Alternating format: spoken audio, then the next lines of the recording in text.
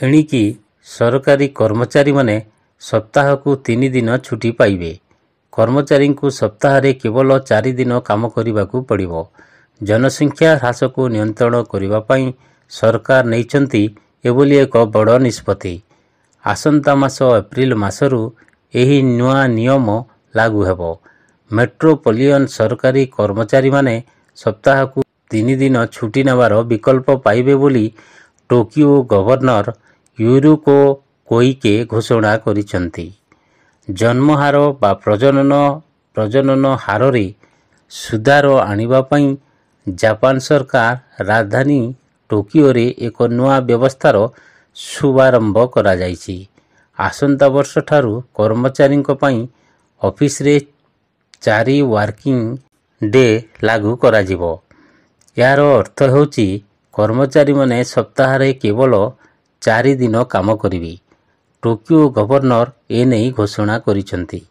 April ମାସଠାରୁ କର୍ମଚାରୀଙ୍କ ପାଖରେ ସପ୍ତାହର 3 ଦିନ ଛୁଟି ନେବାର ବିକଳ୍ପ ରହିବ।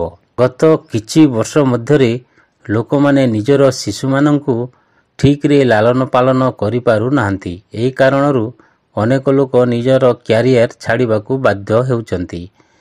ଲୋକମାନେ ସନ୍ତାନ ଜନ୍ମ ନ କରିବା ପଛରେ ଏହା ଏକ ବଡ଼ କାରଣ ବୋଲି କୁହାଯାଇଛି। ବିଗତ ବର୍ଷମାନଙ୍କରେ ଏଭଳି କିଛି ନୀତି କାରଣରୁ ଦେଶରେ ପ୍ରଜନନ ହାର ବହୁତ ଖରାପ ହେଉଥିବାର ଦେଖାଦେଇଛି।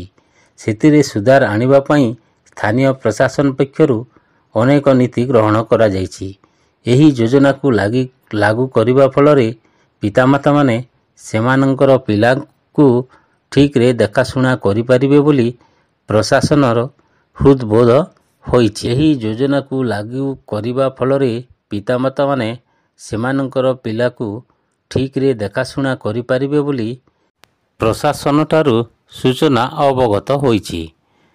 ଭିଡ଼ିଓଟି ଭଲ ଲାଗିଲେ ଆମ ଚ୍ୟାନେଲକୁ ଲାଇକ୍ ଓ ସବସ୍କ୍ରାଇବ୍ କରିନିଅନ୍ତୁ, ଯାହାଫଳରେ ଆପଣଙ୍କ ପାଖରେ ପ୍ରଥମେ ନୂଆ ଭିଡ଼ିଓ ଆପଣଙ୍କ ପାଖରେ ପ୍ରଥମେ ପହଞ୍ଚିବ।